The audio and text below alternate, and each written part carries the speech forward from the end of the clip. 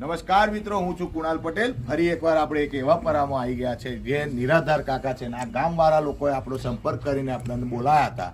તે બદલ આ છે. તો કાકા, શું છે આ ભાઈની પરિસ્થિતિ તમે કહો. એ ભાઈને નિરાધાર જ છે. એને કાકાએ ઘર રહેવા આવ્યું હોય. બરાબર, માણસ બોલી શકતો નહીં. બરાબર. એ કાકાને બોલાય, આવો કાકા. આવો. તું બોલી નહીં શકતા? ના ના.